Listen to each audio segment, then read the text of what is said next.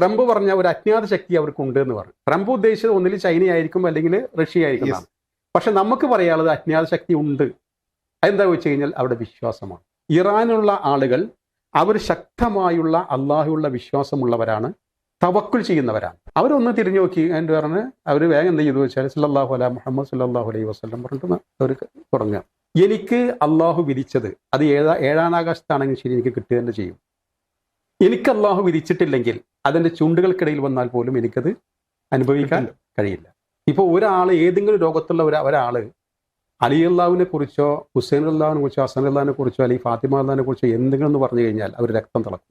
ലോകം നോക്കിക്കാണുന്നത് ഇറാനെ അവർക്കൊരു വീരപരിവേഷം ഉണ്ട് എന്ന് തന്നെയാണ് ഞാൻ മനസ്സിലാക്കുന്നത്. കാരണം അമേരിക്കയോടൊക്കെ നെഞ്ചുവിരിച്ച് നിന്ന് യുദ്ധം ചെയ്യാനുള്ള ഒരു ധൈര്യം അവർ കാണിച്ചു. അതുപോലെ തന്നെ മറ്റുള്ള ആളുകളൊന്നും പോയി ലോറിക്ക് തലവെക്കാറില്ല, അല്ലെങ്കിൽ നമ്മൾ ഈ റോഡ് റോളറിനൊന്നും തലവെക്കാൻ പോകില്ല. ഇസ്രായേലും ഒക്കെ ആയിട്ട് മുട്ടാൻ പോകുമ്പോൾ ഒന്ന് ആലോചിക്കും എത്ര വലിയ ശക്തിയാണ് അപ്പുറത്തുള്ളത് എങ്കിലും ഈ അമേരിക്കയുമായിട്ടും അതുപോലെ ഇസ്രായേലുമായിട്ടൊന്നും മുട്ടാൻ പോകാറില്ല. പക്ഷെ ഇവിടെ ഇറാൻ ധൈര്യം കാണിച്ചു. ഈ ഒരു ധൈര്യം അവർക്ക് എവിടെ നിന്നുണ്ടായതാണ്? ഇപ്പോൾ ഇറാൻ വിജയിച്ചു നിൽക്കുകയാണ്. ഇറാൻ മുന്നോട്ട് വെച്ച ഉപാധികളൊക്കെ അമേരിക്ക വാക്കാൽ അംഗീകരിച്ചു. ഒരു കരാറുണ്ടായിട്ടില്ല. കരാറ് നടക്കുമെന്നാണ്, ഈ ഇസ്ലാമാബാദിൽ വെള്ളിയാഴ്ച കരാറുമായി ബന്ധപ്പെട്ടുള്ള ചർച്ച നടക്കുമെന്നാണ് അറിയുന്നത്. ഈ ഒരു ധൈര്യം, അവരുടെ പാരമ്പര്യം, അതെന്താണ് യഥാർത്ഥത്തിൽ? എവിടെ നിന്നാണ് അവർക്ക്?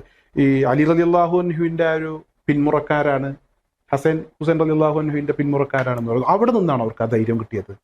അവരുടെ പാരമ്പര്യമാണ്. അത് പാരമ്പര്യം എന്ന് പറയുമ്പോൾ യഥാർത്ഥത്തിൽ ഈ രണ്ട് രാഷ്ട്രങ്ങളെ ഒന്ന് വിലയിരുത്തേണ്ടതുണ്ട്. ഇപ്പോൾ അമേരിക്കയിലെ ട്രംപ്, അദ്ദേഹത്തിന് ഒരു ലക്ഷ്യമുണ്ട്. ആ ലക്ഷ്യം എന്താ വെച്ച് കഴിഞ്ഞാൽ ഗ്ലോബൽ ബേസിൽ ഒരു ഹീറോ ആവുക. ഗ്ലോബൽ ബേസിൽ മൊത്തം ലോകത്തിൽ മൂപ്പരൊന്ന് ഒരു ഷൈൻ ചെയ്യുക. നെതന്യാഹുവിൻ്റെ ആഗ്രഹം എന്താ വെച്ച് കഴിഞ്ഞാൽ മേഖലാടിസ്ഥാനത്തിൽ വലിയ ഒരാളാവുക. നേരത്തെ പറഞ്ഞ മേഖലയിൽ രണ്ട് ശക്തികളാണ്, ഇറാനും ഇസ്രായേലും. അത് ഇറാനെ തകർത്തുകൊണ്ട് അവർക്ക് മേഖലയിലെ വലിയ പരമാധികാരിയായി മാറുക എന്നുള്ളതാണ്. ട്രംപിനാണെങ്കിൽ ലോകാടിസ്ഥാനത്തിൽ മൂപ്പർക്ക് വലിയ ആളായി മാറുക എന്നുള്ളതാണ്.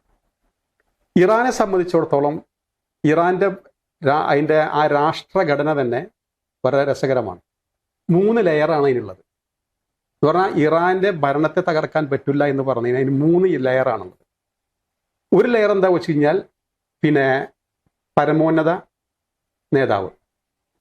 ഈ പരമോന്നത നേതാവിൻ്റെ കീഴിലാണ് പിന്നെ സ്പെഷ്യൽ സമിതി എന്ന് പറഞ്ഞാൽ എന്താ പറയുക, വൈദഗ്ധ്യമുള്ള ഒരു സമിതി, വലിയൊരു സമിതി, സുപ്രീം കൗൺസിൽ എന്ന് പറഞ്ഞ ഒരു ടീമുണ്ട്.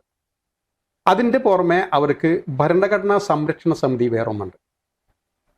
ഇത് രണ്ടും വരിക, അതിൻ്റെ കുറേ വേറെ ചെറിയ ഘടകമുണ്ട്. പക്ഷേ ഈ പ്രധാനപ്പെട്ട 2 ഘടകം വരിക ഈ സുപ്രീം പവറിൻ്റെ കീഴിലാണ്, പരമോന്നത നേതാവിൻ്റെ കീഴിലാണ്. അതിനുശേഷമാണ് വരുന്നത് സൈന്യവും അതുപോലെ ദേശസുരക്ഷാ സംവിധാനവും. ഇതിൽ ഏറ്റവും പ്രധാനപ്പെട്ടതാണ് revolutionary guard, IRGC, Islamic revolutionary guard. ഇവരാണ് അവിടെ സൈന്യത്തിലെ ഏറ്റവും സുപ്രീം ടീം. അവരാണ്. അവരെ കഴിച്ചിട്ടാണ് സൈന്യമുള്ളൂ. ആ സൈന്യത്തിൽ തന്നെ നമുക്കറിയുന്ന കരവിഭാഗം, വ്യോമ വിഭാഗം, അതുപോലെ തന്നെ നാവിക വിഭാഗം ഒക്കെ തന്നെ വേറെ ഉണ്ട്. ഇതിന് 3ാമത്തെ ഘടകമാണ് ഈ പൊളിറ്റിക്കൽ, രാഷ്ട്രീയ, അതുപോലെ ഉദ്യോഗസ്ഥ വൃത്തം വരുന്ന 3ാമത്തേതിലാണ്. അപ്പൊ 2 ലെയർ, ശക്തമായ 2 ലെയർ മുകളിലുണ്ട്. ഒരു ലെയറിനെ ഇപ്പൊ ഈ രാഷ്ട്രീയ ടീമിനെ അവരാണ് പ്രസിഡന്റ്, പ്രധാനമന്ത്രി, മന്ത്രിസഭ, അതുപോലെ തന്നെ ജുഡീഷ്യറി, പിന്നെ അവിടുത്തെ നിയമ സംവിധാനങ്ങൾ കൈകാര്യം ചെയ്യുന്ന പോലീസ് പോലെയുള്ള പിന്നെ അങ്ങനെയുള്ള ടീം. ഇതൊക്കെ സംവിധാനം കംപ്ലീറ്റ് വരുന്നത് അവിടെ ലോ ആൻഡ് ഓർഡർ ഒക്കെ വരുന്നത് ഇവരുടെ കീഴിലാണ്. അപ്പോൾ ഈ ടീമിനെ ഏതെങ്കിലും ഒരു ടീമിനെ തകർത്ത് കഴിഞ്ഞാൽ അത് സംരക്ഷിക്കാൻ 2 ടീം മുകളിലുണ്ടാവും, അല്ലെങ്കിൽ മുകളിലത്തെ ആണെങ്കിൽ താഴെ 2 ടീമുണ്ടാവും. അപ്പോൾ ഒരു നിലക്കും അമേരിക്ക ഉദ്ദേശിക്കുന്ന രൂപത്തിൽ ഇറാനെ ഭരണമാറ്റമോ ഇറാനെ തകർക്കുകയോ ചെയ്യാൻ എളുപ്പമല്ല. ഒരു കാര്യം പറയാം.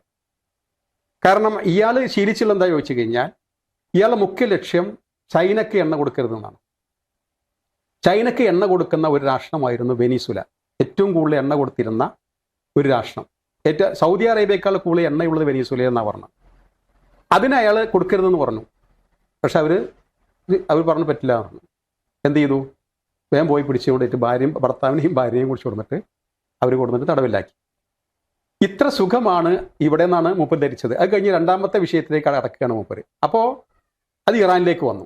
അപ്പോൾ ഇറാനിൽ വരുമ്പോൾ സ്വാഭാവികമായിട്ടും അത് ഇസ്രായേലിൻ്റെയും ശത്രുവാണ്, അമേരിക്കയുടെയും ശത്രുവാണ്. അവിടെയാണ് ഇവിടെ കോമൺ പോയിന്റ് വരുന്നത്, പ്രധാനപ്പെട്ട പോയിന്റ് വരുന്നത് അവിടെ. ഇയാൾ ഗ്ലോബലായിട്ടാണ് ഇയാൾ ചിന്തയെങ്കിലും, പക്ഷെ ഇവിടെ വരുന്ന പോയിന്റ് ഇവർ ഈ രണ്ട് പേരും യോജിക്കുന്നത് ഇവിടെയാണ്. അപ്പോൾ ഇവർ ധാരണ വെനീസുലയെ ചെയ്ത പോലെ വളരെ എളുപ്പത്തിൽ തന്നെ ഇറാനെ കൈക്കലാക്കാമെന്നാണ്. പക്ഷേ ഇറാന്റെ ഒന്നാമത്തെ ഈ ഘടന പറഞ്ഞു. രണ്ടാമത്തെ ഈ നേരത്തെ നിങ്ങൾ തന്നെ വിട്ട ഒരു വീഡിയോയിൽ ഞാൻ കണ്ടിരുന്നു. അവരുടെ എന്താണ് ഈ ഒരു അഭൗമികമായ എന്നല്ല, എന്താണ് കാണാമുറയത്തുള്ള ഒരു ശക്തി, അജ്ഞാത ശക്തി. ട്രംപ് തന്നെ പറഞ്ഞതാണ്. ട്രംപ് പറഞ്ഞ ഒരു അജ്ഞാത ശക്തി അവർക്ക് ഉണ്ട് എന്ന് പറഞ്ഞു. ട്രംപ് ഉദ്ദേശിച്ചത് ഒന്നിൽ ചൈന ആയിരിക്കും അല്ലെങ്കിൽ റഷ്യ ആയിരിക്കും. പക്ഷെ നമുക്ക് പറയാനുള്ളത് അജ്ഞാത ശക്തി ഉണ്ട്. അതെന്താ വെച്ച് കഴിഞ്ഞാൽ അവിടെ വിശ്വാസമാണ്. ഇവര് ഈ പാശ്ചാത്യ ലോകം എന്ന് പറഞ്ഞാൽ പുറമേക്ക് കാണുന്ന ആ പൊള്ളത്തരം മാത്രമേ ഉള്ളൂ, ആ മോടി മാത്രമാണ്, ഉള്ളിൽ പൊള്ളയാണ്. യഥാർത്ഥത്തിൽ അവർക്ക് വിശ്വാസം ഉണ്ടോ ചോദിച്ചാൽ ഇല്ല. പിന്നെ ഈ വിശ്വാസം എന്തിനാ ചോദിച്ചു കഴിഞ്ഞാൽ ഈ കാട്ടിക്കുട്ടികൾക്ക് വേണ്ടി മാത്രമാണ്, ചില ആചാരങ്ങൾ മാത്രമാണ്. അതേസമയത്ത് ഇറാൻ അങ്ങനെയല്ല. ഇറാനുള്ള ആളുകൾ അവർ ശക്തമായുള്ള അള്ളാഹുള്ള വിശ്വാസമുള്ളവരാണ്, തവക്കുൽ ചെയ്യുന്നവരാണ്. അതാണല്ലോ അവർ ഒരു പ്രശ്നം വന്നു കഴിഞ്ഞാൽ അവിടെ പോയി സന്ദർശിച്ച ഒരു സന്ദർശകൻ പറയുന്ന ഒരു വീഡിയോ ഞാൻ കണ്ടു. അതിൽ പറയുന്നുണ്ട്, അടുത്തുനിന്ന് അയാളൊരു ഹോട്ടലിൽ കയറി ഒരു സാധനങ്ങൾ വാങ്ങാൻ വേണ്ടി ഭക്ഷ്യസാധനങ്ങൾ വാങ്ങാൻ വേണ്ടി പോയതാണ്. ആ വലിയൊരു ശബ്ദം കേട്ടു, ബോംബ് ഇടുന്നു. അവരൊന്ന് തിരിഞ്ഞു നോക്കി. എൻ്റെ പറഞ്ഞ് അവർ വേഗം എന്ത് ചെയ്തു വെച്ചാൽ സല്ലല്ലാഹു അലൈഹി മുഹമ്മദ് സല്ലല്ലാഹു അലൈഹി വസല്ലം പറഞ്ഞിട്ട് അവർ തുടങ്ങുക. എന്ന് പറഞ്ഞാൽ അത്രേ ഉള്ളൂ അവർക്കത് വിഷയമല്ല എന്ന് പറഞ്ഞാൽ അത് അള്ളാഹ് വിധിച്ചേ സംഭവിക്കുള്ളൂ. പ്രവാചകന്റെ പേര് സ്വലാത്ത് ചൊല്ലി എന്നിട്ട് പറഞ്ഞവരെ അത് അള്ളാഹ് എന്താണോ വിചാരിച്ചേ നടക്കും, അതിലപ്പുറം നടക്കില്ല.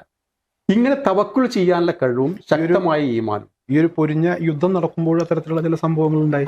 ഒരു യുവതിയാണ്, യുവതി ചില ചാനലുകളോട് പ്രതികരിക്കുക. ഈ സമയത്ത് അവരുടെ പുറകില് വലിയ സ്ഫോടനങ്ങൾ നടക്കുക. അപ്പൊ അവരതിനെ കുറിച്ചാണ് പറയുന്നത്. ഞങ്ങൾ എന്ത് കണ്ടാലും അങ്ങനെ പേടിക്കുന്ന ആളുകളൊന്നുമല്ല. അപ്പോൾ ബാക്കിൽ ഈ ബോംബ് പൊട്ടുമ്പോൾ ഒന്ന് തിരിഞ്ഞു നോക്കാൻ പോലും അവര് തയ്യാറായില്ല. അതിവിടെ നടക്കും. അത് നമുക്ക് വരാൻ ഉദ്ദേശിച്ചിട്ടുണ്ടെങ്കിൽ നമ്മൾ എന്ത് ഓടിയിട്ടും വളം വെച്ചിട്ടും ഒന്നും കാര്യമില്ല. നമ്മുടെ മേൽ വന്ന് മരിക്കുക തന്നെ ചെയ്യും. ഇല്ലേ ആരെന്ത് ചെയ്തിട്ടൊരു കാര്യമില്ല. ഇതാണ് അത് ഇസ്ലാമിന്റെ അടിസ്ഥാനപരമായ ഒരു കാര്യം. നമ്മൾ സാധാരണ കേൾക്കാറുണ്ട്. എന്താ വെച്ച് കഴിഞ്ഞാൽ എനിക്ക് അള്ളാഹു വിധിച്ചത് അത് ഏഴാം ആകാശത്താണെങ്കിൽ ശരി എനിക്ക് കിട്ടുക തന്നെ ചെയ്യും. എനിക്ക് അള്ളാഹു വിധിച്ചിട്ടില്ലെങ്കിൽ അതിൻ്റെ ചുണ്ടുകൾക്കിടയിൽ വന്നാൽ പോലും എനിക്കത് അനുഭവിക്കാൻ കഴിയില്ല. അതേപോലെ തന്നെയാണ് എനിക്ക് ഒരു നാശം അല്ലെങ്കിൽ ഒരു കെടുതി അള്ളാഹു ഉദ്ദേശിച്ചിട്ടുണ്ടെങ്കിൽ അത് സംഭവിക്കുക ചെയ്യും. ഇല്ലേ ആര് ഈ ലോകം മുഴുവൻ തന്നെ മെനക്കെട്ടാലും അത് സംഭവിക്കില്ല. ഈ വിശ്വാസമുള്ളവരാണ് ഇറാനിലുള്ള 90% ആളുകൾ. അവർക്ക് ആ ഒരു ഈമാനികമായ ആവേശം ശക്തിയും അതാണ് 979 ഖുമൈനി വിപ്ലവം സാധിച്ചത് ആ ഒരു വിശ്വാസത്തിലൂടെയാണ്. അതുകൊണ്ടാണ് ഈ റവല്യൂഷണറി ഗാർഡ് എന്ന് പറഞ്ഞ ടീം അവർക്കുണ്ട്. അവർ അടിയുറച്ച വിശ്വാസികളാണ്. എന്ന് പറഞ്ഞാൽ എന്തിനും മനക്കരുത്തുള്ള ടീമാണ്. ഖുർആനൊക്കെ മനഃപ്പാടമാക്കിയിട്ടുള്ള ആളുകളാണ്. ഖുർആൻ മനഃപ്പാടമാക്കിയവരും അതുപോലെ അചഞ്ചലമായ വിശ്വാസമുള്ളവരും. എന്നാൽ ഇല്ലാത്തവർ നമ്മുടെ നാട്ടിൽ കാണുന്ന പോലെ, നമ്മുടെ നാട്ടിൽ ഈ പറഞ്ഞ പോലെ ആളുകൾ കുറെ പേരുണ്ട്. എന്താണ് കൗമ്, അവർക്ക് എന്താ ഖുർആൻ ചോദിച്ചാൽ അപ്പോൾ ഓതാനറിയാം, അറബി വായിക്കാറുണ്ട്, ഓതാനറിയാം, എന്താ ഈ ഓതണമെന്ന് അവർക്കറിയില്ല. അങ്ങനത്തെ ടീമും ഉണ്ടാവാം. പക്ഷെ ഭൂരിഭാഗം പേരും ഇതുപോലെയല്ല, നമ്മുടെ കൗമ് പോലെയല്ല. നമ്മളെക്കാൾ കൂടുതൽ ഖുർആൻ അറിയുന്ന ടീമാണ് ഇറാനികൾ. അവർക്ക് അറബി അറിയുന്നതുകൊണ്ട് പ്രത്യേകിച്ചും അവർക്ക് നന്നായി ഖുർആൻ അറിയാം. ഖുർആൻ നന്നായി അവർ പഠിക്കുകയും അത് ജീവിതത്തിൽ പകർത്തുകയും ചെയ്യുന്നവരാണ്. നമ്മളങ്ങനെയല്ല. നമ്മുടെ കുറഞ്ഞ വിഭാഗം 2% മാത്രമേ ഉണ്ടാവുള്ളൂ മാക്സിമം. നമ്മുടെ സമുദായത്തിൽ 2% മാത്രമേ ഖുർആൻ അറിയുന്നവരും അതനുസരിച്ച് ജീവിക്കുന്നവരും ഉണ്ടാവുള്ളൂ. ബാക്കി 98% അതനുസരിച്ചല്ല, അത് അറിയില്ല, ഓതാൻ അറിയുണ്ടാവും. പക്ഷേ അപ്പുറം ഖുർആൻ എന്താ പറയുന്നത് അറിയില്ല, ആ ജീവിതത്തിൽ ഉണ്ടാവില്ല. അങ്ങനെയല്ല ഇറാനികൾ. അവർ ശക്തമായ വിശ്വാസം, അതാണ് ഈ പറഞ്ഞത്. എന്ത്, അവരുടെ പിന്നിൽ ഒരു ശക്തിയുണ്ട്. ആ ശക്തി അള്ളാഹുവാണ്. ട്രംപ് ഉദ്ദേശ ശക്തിയല്ല. ട്രംപ് ഉദ്ദേശിച്ച ഒന്നിൽ ചൈന അല്ലെങ്കിൽ റഷ്യ ആയിരിക്കും എന്നാണ് ഉദ്ദേശിച്ചുണ്ടാവുക. പക്ഷേ അങ്ങനെയല്ല. ഇവിടെ അവർക്ക് പിന്നിലുള്ള ആ മറഞ്ഞു കിടക്കുന്ന ശക്തിയാണ് അവരുടെ വിശ്വാസം, അചഞ്ചലമായ വിശ്വാസം, അള്ളാഹുവിലുള്ള വിശ്വാസം. അത്തരം ഒരു വിഭാഗമാണ് അവരെ നയിക്കുന്നത്. സുപ്രീം കൗൺസിൽ അല്ലെങ്കിൽ സുപ്രീം ലീഡർ എന്നൊക്കെ പറയുന്നത് അതെ വിശ്വാസവുമായി ബന്ധപ്പെട്ട് അടിയുറച്ചു നിൽക്കുന്ന ആളുകളാണ്. പക്ഷെ ഇവിടെ എപ്പോഴും ഇവരുടെ ബാങ്കിൽ അലി റളിയല്ലാഹുവിന്റെ പേര്.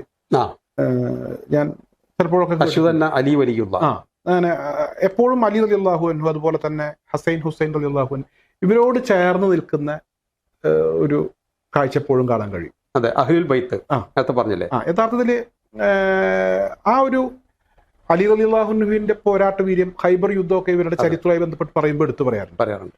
അതിൽ എത്രമാത്രം ഇവർ അങ്ങനെ അലി റളിയല്ലാഹു അൻഹുവായിട്ട് ചേർന്ന് നിൽക്കുന്നുണ്ട്? അവരുടെ ആ ഒരു പാരമ്പര്യത്തെ കുറിച്ച് എന്താണ് തോന്നിയിട്ടുള്ളത്, അല്ലെങ്കിൽ എന്താണ് പറയാനുള്ളത്? അത് പിന്നെ നമ്മൾ ആ വിഷയത്തിൽ ആ ചരിത്രത്തിലേക്ക് പോകുമ്പോൾ ഒരുപാട് ഘടകം അതുമായി ബന്ധപ്പെട്ടുണ്ട്. പക്ഷെ അതിലേക്കൊന്നും പോകുന്നില്ല. അതിലേക്ക് പോകുമ്പോൾ നമുക്ക് ഒരുപാട് പറയേണ്ടി വരും. എന്ന് പറഞ്ഞാൽ ഇവരുടെ ഉറച്ച ഒരു വിശ്വാസം എന്താ ചോദിച്ചു കഴിഞ്ഞാൽ, അത് ഒന്നാമത്തത് അതിന്റെ പിന്നിൽ ആരെങ്കിലും കളിച്ചിട്ടുണ്ടോ വെച്ചാൽ കളിച്ചിട്ടുണ്ട്. അന്നത്തെ യഹൂദികൾ ഈ കളി കളിച്ചിട്ടുണ്ട്, ഇല്ലായികയല്ല. കാരണം ഇത് ഭിന്നിപ്പിക്കാൻ വേണ്ടിയിട്ട് ഇവർ ഒന്നിച്ച് നിന്ന് നമുക്ക് രക്ഷയില്ല എന്ന് കണ്ടിട്ടാണ് അവർ ഭിന്നിപ്പിക്കാൻ വേണ്ടി നോക്കിയുള്ളത്. അപ്പോൾ ഇറാനികൾക്ക് എന്ന് പറഞ്ഞാൽ അവരിൽ ജീവനിൽ ജീവനാണ് അലി അള്ളാഹു.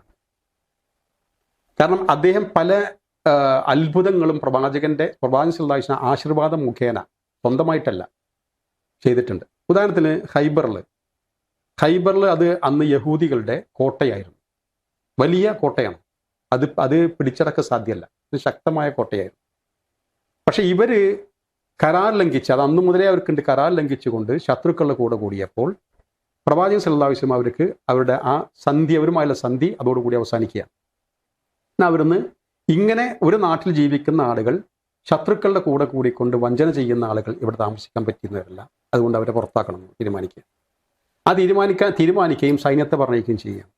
സൈന്യം ഇവരുടെ ഈ ഖൈബർ കോട്ട ഉപരോധിച്ച് ദിവസങ്ങളോളം ഉപരോധിച്ചിട്ടും അവർക്ക് ഇത് മുറിച്ചു കടക്കാൻ പറ്റിയില്ല. വാതിൽ തുറക്കാനോ അല്ലെങ്കിൽ കോട്ടയുടെ അപ്പുറത്തേക്ക് പ്രവേശിക്കാനോ സാധിച്ചില്ല. കാരണം അവർ വന്നിട്ട് അവർ വന്നിട്ട് പ്രവാചകനോട് ഈ പറയുന്നുണ്ട്, പ്രവാചകരെ ഞങ്ങൾക്ക് കോട്ട തകർക്കാൻ പറ്റിയിട്ടെന്നില്ല, അതുകൊണ്ട് ഇത്ര ദിവസം ഉപരോധം ഏർപ്പെടുത്തിയിട്ടും കോട്ട തകർക്കാൻ പറ്റുന്നില്ല, ഉള്ളിലേക്ക് പ്രവേശിക്കാൻ പറ്റുന്നില്ല. ആ സമയത്ത് ആ സംഘത്തിൽ അലി അള്ളാഹുവിനില്ല. ആ പ്രവാചകൻ സല്ലല്ലാഹു അലൈഹി വസല്ലം അലി അള്ളാഹുവിനെ വിളിക്കുകയാണ്. വിളിച്ചിട്ട് പറയാണ്, നീ ഇവർക്ക് നേതൃത്വം കൊടുക്കുമെന്ന് പറയും. അങ്ങനെ അലി അള്ളാഹുവിനും ഇവർക്ക് നേതൃത്വം കൊടുത്ത് പോവാണ്. ചെന്നുകൊണ്ട് അലി അള്ളാഹു ചെയ്യുന്നതാ വെച്ച് കഴിഞ്ഞാൽ നേരെ ചെന്നിട്ട് ഈ കോട്ടയുടെ വാതിൽ സ്വന്തമായി പിടിച്ചാണ്ട് പൊക്കി തൂർക്കണ്ടിടുകയാണ്. അത് അപാരമായ ശക്തിയാണ്. ഈ വലിയ സൈന്യത്തിൽ സാധിക്കാത്ത സംഭവം അലി അള്ളാഹുവിന് സ്വന്തമായി ചെയ്യുക. ഇത് അത്ഭുതങ്ങൾ വേറെ ഒരു കെട്ടുകഥ പറയല്ല, ഉള്ള ചരിത്രമാണ്, ഉള്ള സംഭവമാണ് പറഞ്ഞത്. വളരെ ഈസി ആയിക്കൊണ്ട് അതിൻ്റെ വാതിലെടുത്തിട്ട് അത് പൊക്കിയെടുത്താണ് ഇട്ടെറിഞ്ഞു. എന്നിട്ട് ഉള്ളിൽ പ്രവേശിക്കുകയാണ്. എന്നിട്ട് അവിടെ ഖൈബറിൽ അവരെ പൂർണ്ണമായിട്ടും പരാജയപ്പെടുത്തുകയും അവരവിടെ നാട് കടത്തുകയും ചെയ്യുക. അതിന് കാരണം പ്രവാചകനെതിരെ, മുസ്ലിങ്ങൾക്കെതിരെ ശത്രുക്കളുമായിട്ട് ഈ കരാർ ലംഘിച്ചുകൊണ്ട് കൂടാരം നടത്തി. അപ്പോൾ അവിടെ അങ്ങനെ ഒരുപാട് സംഭവങ്ങളുണ്ട് അലി അള്ളാഹുവിൻ്റെ പേരിൽ. അലി അള്ളാഹുവിന് ഇതേപോലെ തന്നെ വേറൊരു അതുമായി ബന്ധപ്പെട്ട് കൊണ്ട് പോകുമ്പോൾ അദ്ദേഹത്തിന് ഈ കണ്ണിൽ ദണ്ണം, എന്തായാലും പറയാ, ഈ ചെങ്കണ്ണ് വലിയ പ്രയാസത്തിലായിരുന്നു. കണ്ണൊക്കെ ഇങ്ങനെ ചോന്നും കൊണ്ട്. അപ്പോൾ പോകുമ്പോൾ അലി അള്ളാഹുവിന് പോകാൻ പറ്റുന്നില്ല. അപ്പോൾ പ്രവാചകൻ വിളിച്ചിട്ട് പോകാൻ പറഞ്ഞപ്പോൾ ഇതാണ് വിഷയം. പ്രവാചകൻ സല്ലല്ലാഹു അലൈഹി വസല്ലം ഉടൻ തന്നെ തൻ്റെ ഉമിനീര് എടുത്തിട്ട് കണ്ണ് പറ്റി കൊടുക്കുന്നുണ്ട്. അതോടെ മാറിയിട്ട് പോകുന്ന സംഭവങ്ങളുണ്ട്. കുറേ സംഗതികൾ ബന്ധപ്പെട്ട് കുറേ പറയാനുണ്ട്. പക്ഷെ അത് ഇവർ കുറച്ചുകൂടി പൊലിപ്പിച്ച് വലുതാക്കിയിട്ട് ഈ ഷിയ വിഭാഗം പറയുന്നുണ്ട്. അങ്ങനെ അലി അള്ളാഹു എന്ന് പറയുന്ന സംഭവമാക്കിയിട്ട് അത് മറ്റൊരു സഹാബത്തിനും കിട്ടാത്ത ഒരുപാട് വിശേഷണങ്ങൾ പറയുന്ന ഒരു ശൃംഖല തന്നെ അവർക്കുണ്ട് അതിനെക്കുറിച്ച്, അലി അള്ളാഹുവിനെ കുറിച്ച്. അപ്പോൾ ഒരു വീരശൂര പരാക്രമിയായിട്ടാണ്, അല്ലെങ്കിൽ അങ്ങനെയുള്ള ഒരു ആത്മീയ നേതാവായിട്ടാണ് ഇവർ കാണുന്നത്. അലി തന്നെ ഒരു ഭൗതിക നേതാവല്ല, ഒരു ആത്മീയ നേതാവായിക്കൊണ്ട്. അത് എങ്ങനെ സാധാരണ ആത്മീയ നേതാവല്ല, എന്തിനും കൽപ്പുള്ള കഴിവുള്ള ആത്മീയ നേതാവായിട്ടാണ് ഇവർ കാണുന്നത്. ആ ഒരു വികാരം ഉണ്ടാവുമല്ലോ, അങ്ങനെ ഒരു വികാരം ഒരാൾക്ക് ഉണ്ടെങ്കിക്കഴിഞ്ഞാൽ, നമ്മൾ സാധാരണ പറഞ്ഞേക്കാം, ഞാൻ അതിലേക്ക് പോകുന്നില്ല, അന്ധവിശ്വാസപരമായ ചിലവരുണ്ട്. എന്ത് മൊഹീദ്ദീൻ ഷെയ്ഖിനെ കുറിച്ച് അങ്ങനെ ചെറിയൊരു വിശ്വാസം ചില ആളുകൾക്കുണ്ട്. എന്തെങ്കിലും വരുമ്പോൾ മൊഹീദ്ദീൻ ഷെയ്ഖെ കാക്ക എന്ന് പറഞ്ഞാൽ മൊഹീദ് ഷെയ്ഖ് വന്ന് തന്നെ കാക്കുന്ന അവരുടെ വിശ്വാസം, അന്ധവിശ്വാസമാണ്, അങ്ങനെ ഇല്ല. പക്ഷെ അവരുടെ തെറ്റായ വിശ്വാസമാണ്. ഇതുപോലെ ഒരു വിശ്വാസം, അല്ലെങ്കിൽ ഇതിനേക്കാൾ ശക്തമായ വിശ്വാസം, അത് വിശ്വാസം തന്നെ അവരുടെ അലി അള്ളാഹുവിനെ കുറിച്ച് അവർക്ക് ശക്തമായ ഇതുണ്ട്. അലി അള്ളാഹുവിനെ കുറിച്ച് മാത്രമല്ല, ഫാത്തിമ അള്ളാഹുവിനെ കുറിച്ച്, ഫാത്തിമീങ്ങൾ പറഞ്ഞ വിഭാഗം തന്നെയുണ്ട്, വേറെ ഒരു സംഭവമാണ്. അപ്പോൾ അങ്ങനെ ഈ അഹ്ലു ബൈത്ത് എന്ന് പറഞ്ഞാൽ അവർ പറയുന്ന ഈ വിഭാഗം ഹസൻ ഹുസൈൻ അള്ളാഹുവിനോ, അത് ഏറ്റവും ഹുസൈൻ അള്ളാഹുവിനെ അവർ കാണിക്കുന്ന, എന്നോട്, ഞാൻ ഖത്തറിലായിരിക്കുമ്പോൾ എന്നോട്, ഞാൻ അവിടുത്തെ ഈ വഖഫ്, ഈ ഷിയ പള്ളിയിലേക്ക് വഖഫ് ചെയ്തിട്ടുള്ള ഒരു വില്ലയിലാണ് ഞാൻ താമസിക്കുന്നത്. എൻ്റെ വീട് അതിൽപ്പെട്ട ഒരു വില്ലയാണ്. അപ്പോൾ അവിടുത്തെ ഈ ഇത് നോക്കുന്ന ആ ആൾ വരും, അല്ല ഷിയയാണ്. അപ്പോൾ എന്നോട് ചോദിച്ചു, അബൂബക്കർ ഏറ്റവും വലിയ പണക്കാരാരായി, ഏറ്റവും വലിയ പണക്കാരൻ ആരാണ് ലോകത്ത്? ഞാനൊന്നും ഇങ്ങനെ കേട്ട് ഏറ്റവും വലിയ പണക്കാരൻ ആരാന്ന് ചോദിച്ചു കഴിഞ്ഞാൽ പെട്ടെന്ന് നമുക്ക് ഓരോരുത്തരുടെ നമുക്ക് പേര് പറഞ്ഞില്ലേ. ഞാൻ ഒന്നും ഇങ്ങനെ ആലോചിച്ച് കഴിഞ്ഞ ഉടനെ പറഞ്ഞു, ഉടനെ ഇയാൾ വേഗം പറഞ്ഞു അത് ഹുസൈൻ റളിയല്ലാഹു അൻഹു എന്നോട്. അപ്പോൾ എന്താന്ന് പറയാൻ കാരണം അയാൾ അറബിയിലാണ് പറഞ്ഞത്. അപ്പോൾ നമ്മൾ ചോദിച്ചു എന്താ കാരണം പറയാനെന്ന് ചോദിച്ചു. എന്നിട്ട് പറയണം, അന്ന് ഇതേപോലെ കർബല ദിവസം ഒരുമായി ബന്ധപ്പെട്ട ദിവസമാണ്. അന്ന് കർബല ദിവസം തന്നെ തോന്നുന്നുണ്ട്, മുഹറം മാസമാണ്. അപ്പോൾ ഇന്ന് ലോകത്ത് ഏറ്റവും കൂടുതൽ ഭക്ഷണം വിതരണം ചെയ്യുന്നത് ഹുസൈൻ റളിയല്ലാഹു അൻഹു ആണ്. എന്നാൽ ഇവർക്ക് ഈ ഹുസൈൻ റളിയല്ലാഹുവിൻ്റെ പേരിലാണ് ഈ കൊടുക്കുന്നത്. അപ്പോൾ ഇവർ കൊടുക്കുന്നത് ഹുസൈൻ റളിയല്ലാഹുവിന് കൊടുക്കുന്നതായിട്ട് ഇവർ പറയുകയാണ്, ലോകത്ത് ഏറ്റവും കൂടുതൽ ഭക്ഷണം കൊടുക്കുന്ന വ്യക്തി ഹുസൈൻ റളിയല്ലാഹു അൻഹു ആണ്. അതുകൊണ്ട് ലോകത്തിലെ ഏറ്റവും വലിയ പണക്കാരൻ ഹുസൈൻ റളിയല്ലാഹു അൻഹു എന്നെ പഠിപ്പിക്കുകയാണ് അദ്ദേഹം വന്നിട്ട്. അങ്ങനെ കുറേ കാര്യങ്ങൾ പറയുന്നുണ്ട്. അപ്പം അവർക്ക് ഈ അലി റളിയല്ലാഹുവിനെ കുറിച്ച്, ഹുസൈൻ റളിയല്ലാഹുവിനെ കുറിച്ച്, ഹസൻ റളിയല്ലാഹുവിനെ കുറിച്ച്, ഫാത്തിമ റളിയല്ലാഹുവിനെ കുറിച്ച് അവരുടെ മനസ്സിൽ ഭയങ്കര അങ്ങനെ ഉണ്ടാവുമല്ലോ, ഒരു വീരപരിവേശമാണ് അവർക്കുള്ളത്. ഭയങ്കര വിശ്വാസവും അതുപോലെ തന്നെ അത് ജീവിതത്തിൽ പകർത്തി മനസ്സിൽ കൊണ്ടു നടക്കുന്ന ടീമാണ് അവർ. അപ്പം അതിൻ്റെതായ ഒരു വൈകാരികത അവരിലുണ്ട്.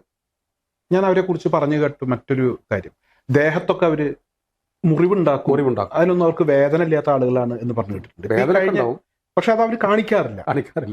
ഇപ്പൊ ഈ കഴിഞ്ഞ ദിവസം ജസ്റ്റിസ് മാർക്കണ്ടയെ കഴിച്ചു. അദ്ദേഹം ഈ ട്രംപ് ഇങ്ങനെ പരാജയപ്പെട്ടു വരുന്ന സമയത്ത് അദ്ദേഹത്തിന്റെ ഒരു പ്രതികരണം എന്റെ ശ്രദ്ധയിൽപ്പെട്ടിരുന്നു. അതായത് ഈ 140 ലക്ഷത്തോളം ഇറാനികളുണ്ട്, അതായത് 14 മില്യൺ ഇറാനികളുണ്ട്. അവരെ മൊത്തത്തിൽ കൊല്ലാതെ ട്രംപിന് വിജയിച്ചു എന്ന് പറയാൻ കഴിയില്ല എന്ന് പറഞ്ഞു. കാരണം അവരങ്ങനെയാണ്. ഇപ്പൊ ഈ അമേരിക്ക പവർ പ്ലാന്റിൽ ബോംബിടുന്ന് പറഞ്ഞപ്പോൾ അവര് മനുഷ്യച്ചങ്ങല തീർക്കുക ചെയ്ത് പവർ പ്ലാന്റിന് ചുറ്റും. അതുപോലെ പാലങ്ങൾക്കടുത്തൊക്കെ ഒരു മനുഷ്യച്ചങ്ങല തീർക്കുക ചെയ്ത്. അങ്ങനെ ആ ഒരു ചിന്താഗതിയിലേക്ക് പോകണം. അത് സ്വന്തം ശരീരം അല്ലെങ്കിൽ ജീവൻ ത്യജിച്ചിട്ടാണെങ്കിലും രാജ്യ സുരക്ഷ അത് ഉറപ്പിക്കും, സ്വാതന്ത്ര്യം ഉറപ്പിക്കും എന്ന് പറയുന്ന ഒരു വിഭാഗം. അങ്ങനെ ആ ഒരു പാരമ്പര്യം അവർക്ക് ഈ അലി റളിയല്ലാഹു അൻഹുവിൽ നിന്ന് പകർന്നു കിട്ടിയതാവുന്നു. അത് അങ്ങനെ കണക്ഷൻ നമുക്ക് ഊഹിക്കാം വേണമെങ്കിൽ. പ്രത്യേകിച്ച് അവർ ചെയ്യുന്ന, അവർ കാണുന്ന, പിന്നെ ഹസൻ ഹുസൈൻ റളിയല്ലാഹു അൻഹുവിനെ കുമാർ അവർ രണ്ടുപേരെയും കർബലയിൽ വധിച്ചു കളഞ്ഞതിന് പ്രതികാര ബുദ്ധിയായി നടക്കുന്നവരാണ് അവർ. അതിനുവേണ്ടി എന്തും ത്യജിക്കാൻ തയ്യാറായിട്ടുള്ളവരാണ്, സ്വന്തം ശരീരത്തെ പോലും. അത് കാണിക്കുന്ന ഒരു മാതൃകയാണ്. മാതൃക എന്ന് പറയാൻ പറ്റില്ല, ഒരു സിംബോളിക്കാണ്. എന്ത് ഈ മുഹറം 9-നും 10-നൊക്കെ തന്നെ, മുഹറം 10-ന് പ്രത്യേകിച്ചും അവർ ശരീരത്തിലേക്ക് കത്തി എറിഞ്ഞുകൊണ്ട്, അല്ലെങ്കിൽ അത് മൂർച്ചയുള്ള എറിഞ്ഞുകൊണ്ട് രക്തം ഒലിപ്പിക്കുന്നത്. അത് അതിൻ്റെ അർത്ഥം ഞങ്ങളിതാ എന്തും ത്യജിക്കാൻ തയ്യാറാണ്. ആർക്ക് വേണ്ടി? അലി റളിയല്ലാഹുവിന് വേണ്ടി, ഹസൻ ഹുസൈൻ റളിയല്ലാഹുവിന് വേണ്ടി, അല്ലെങ്കിൽ പിന്നെ പ്രവാചകന്റെ കുടുംബത്തിന് വേണ്ടി എന്ന് അവർ ജനങ്ങളെ ബോധിപ്പിക്കുന്ന സംഗതിയാണ്. അത് അവർ രക്തത്തിൽ കടന്ന സംഭവമാണ്. ഇപ്പോൾ ഒരാൾ, ഏതെങ്കിലും ലോകത്തുള്ള ഒരാൾ അലി റളിയല്ലാഹുവിനെ കുറിച്ചോ ഹുസൈൻ റളിയല്ലാഹുവിനെ കുറിച്ചോ ഹസൻ റളിയല്ലാഹുവിനെ കുറിച്ചോ അല്ലെങ്കിൽ ഫാത്തിമ റളിയല്ലാഹുവിനെ കുറിച്ചോ എന്തെങ്കിലും എന്ന് പറഞ്ഞു കഴിഞ്ഞാൽ അവർ രക്തം തിളക്കും.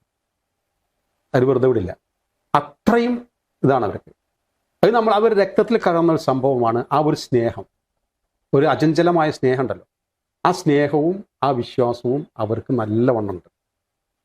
അത് ഒരു ഇറാന്റെ മുമ്പിലും ഒരുത്തം കയറിയിട്ട് പ്രവാചകനെ കുറിച്ചോ അല്ലെങ്കിൽ അലി റളിയല്ലാഹുവിനെ കുറിച്ചോ ഹസൻ ഹുസൈൻ റളിയല്ലാഹുവിനെ കുറിച്ചോ ഫാത്തിമ റളിയല്ലാഹുവിനെ കുറിച്ചോ അല്ലെങ്കിൽ അവർ ആ കുടുംബത്തിൽപ്പെട്ട ആരെയും കുറിച്ചോ ഒരു അക്ഷരം മിണ്ടി കഴിഞ്ഞാൽ അപ്പോൾ അറിയാൻ വരും. നമ്മളിപ്പോൾ ആരെങ്കിലും എന്തെങ്കിലും പറഞ്ഞു നമ്മളൊന്ന് എന്തെങ്കിലുമൊക്കെ പറഞ്ഞിട്ട് എന്തെങ്കിലും ഒന്ന് പറയുകയോ ഒരു ചിരിച്ചു പോരുകയോ ചെയ്യില്ലുള്ളൂ, ഒന്നും ചെയ്യില്ല. അവരങ്ങനെയല്ല, കൈകാര്യം ചെയ്യും. അത്രയും വൈകാരികമായ ബന്ധം അതിൻ്റെ ഭാഗമാണ്. അപ്പോൾ ഇറാൻ എന്നുള്ളത് അവർ കാണുന്നത് എന്താ വെച്ച് കഴിഞ്ഞാൽ ഈ ഒരു കുടുംബത്തെ സംരക്ഷിക്കുന്ന ഒരു കേന്ദ്രം, അതിൻ്റെ ആസ്ഥാനമാണ് എന്ത്? ഇറാൻ. അത് ഈ കുടുംബത്തിനെ, അഥവാ അലി റളിയല്ലാഹുവിൻ്റെയും അതുപോലെ തന്നെ പ്രവാചകന്റെ അഹ്ലുൽ ബൈത്ത്, ആ കുടുംബത്തെ സംരക്ഷിക്കുന്ന, അതിനുവേണ്ടി എന്തും ചെയ്യാൻ കെൽപ്പുള്ള ഒരു രാഷ്ട്രമായിട്ടാണ് അവർ കാണുന്നത് ഇറാൻ. അതുകൊണ്ടാണ് ഇറാനിലെ ഓപ്പോസിറ്റ് വിഭാഗം അടക്കം, അതോ പ്രതിപക്ഷ വിഭാഗം, ഇവർക്കെതിരെ സമരം ചെയ്തുകൊണ്ടിരുന്ന റെജിം മാറണം, ഇപ്പോഴത്തെ ഈ രീതി മാറണം എന്ന് പറഞ്ഞുകൊണ്ട് സമരം ചെയ്തുകൊണ്ടിരുന്ന ആളുകൾ അമേരിക്കയും ഇസ്രായേലും ബോംബിട്ട ഉടനെ പറഞ്ഞു, ഞങ്ങൾ നിങ്ങൾക്കൊപ്പം നിൽക്കില്ല, അത് കണ്ട് നിങ്ങൾ വരണ്ട, ഈ രാഷ്ട്രത്തിലെ എന്ത് ചെയ്യണമെന്ന് ഞങ്ങൾ തീരുമാനിക്കും എന്ന് പറഞ്ഞിട്ട് ഉടനെ അവർ മാറിയത്. അപ്പോൾ ഇറാനിലെ ഒരു കുട്ടിയെ പോലും അവർക്ക് കിട്ടൂല. അങ്ങനെയല്ല, അങ്ങനെ ഒരു സ്ഥലത്തും കാണാൻ പറ്റില്ല. അപ്പൊ കണ്ടില്ല നിങ്ങൾ ഗസയിൽ എന്തെല്ലാം കളിച്ചു. അപ്പൊ ഇതൊക്കെ തന്നെ ഹമാസ് ചെയ്ത പണിയാണെന്ന് പറഞ്ഞ പലരും പറഞ്ഞു നോക്കി, അവിടുത്തെ ഒരു കുട്ടി പോലും മിണ്ടിയില്ല, ആരും പറഞ്ഞില്ലല്ലോ. എന്തുകൊണ്ടാണ് അവിടെയുള്ള ഒരാളെങ്കിലും ഹമാസിനെ കുറ്റം പറയാതിരുന്നത്? അതുപോലെയാണ് ഇറാനിൽ അവിടെ പുറത്തുനിന്ന് ഒരുത്തം വന്ന് അവരെ ആക്രമിക്കാൻ വരികയാണെങ്കിൽ അവിടെ ഉള്ളവരൊക്കെ ഒറ്റക്കെട്ടാവും, ഒരാൾ പോലും എതിര് പറയില്ല. പക്ഷെ അമേരിക്കയിൽ ട്രംപ് ഒറ്റപ്പെട്ടു, ഇറാനിൽ അത് നടന്നില്ല. അപ്പൊ ഈ വിശ്വാസം, അതുപോലെ തന്നെ ആ ഒരു വൈകാരികത, അത് സാധാരണ വിശ്വാസമല്ല, ഒരു വൈകാരിക വിശ്വാസമാണ്. അത് അവർക്ക് ആ സ്നേഹം, പ്രവാചകനോടുള്ള സ്നേഹം, പ്രവാചക കുടുംബത്തോടുള്ള സ്നേഹം, അതൊന്നും നമ്മൾക്കും അവർക്കും കൂടി അളന്നു നോക്കുകയാണെങ്കിൽ നമ്മളൊക്കെ ചെന്ന് കഴിഞ്ഞാൽ നമുക്ക് 10 നമുക്ക് 2 3 മാർക്ക് കിട്ടും, അവർക്ക് 10 കിട്ടുമ്പോൾ അത്രയും ഭയങ്കര സ്നേഹവും ബഹുമാനവും അതുപോലെ വൈകാരികതയുമാണ് ഇറാനികൾക്കുള്ളത്. എന്തുകൊണ്ട് ഇറാൻ വിജയിച്ചു? അതായത് ഇറാന്റെ ഒരു വിജയരഹസ്യത്തെ കുറിച്ചാണ് ഞാൻ ചോദിച്ചത്. തീർച്ചയായും ഇതിലും നല്ലൊരു മറുപടി അതിനില്ല. ഇറാൻ വിജയിച്ചത് അവരുടെ വിശ്വാസം, അചഞ്ചലമായിട്ടുള്ള വിശ്വാസം, അവരുടെ ഈമാൻ തന്നെയാണ്. ട്രംപ് ഒറ്റപ്പെട്ടു പോയി. ഇറാനിലെ ഭരണകൂടത്തെ ഒറ്റപ്പെടുത്താൻ ട്രംപിന് കഴിഞ്ഞില്ല. അവിടെ തെരുവിറങ്ങിയ ആളുകളെ മുഴുവൻ അവർ ഇറാനോടൊപ്പം, ഭരണകൂടത്തോടൊപ്പം നിൽക്കുന്ന ഒരു സാഹചര്യം ഉണ്ടായി. എന്തായാലും ഇതിലും നല്ല ഒരു ഉത്തരം വേറെ ഇല്ല എന്ന് തന്നെയാണ് ഇപ്പോഴത്തെ സാഹചര്യത്തിൽ മനസ്സിലാക്കാൻ കഴിയുന്നത്. അവരുടെ അചഞ്ചലമായ വിശ്വാസം തന്നെയാണ് വളരെ കുറച്ച് സമയം കൊണ്ട് ഒരുപാട് നല്ല അറിവുകളാണ് നമുക്ക് പകർന്നു കിട്ടിയത്. ഈ അവസരത്തിൽ ഞാൻ പ്രത്യേകം നന്ദി അറിയിക്കും. Thank you.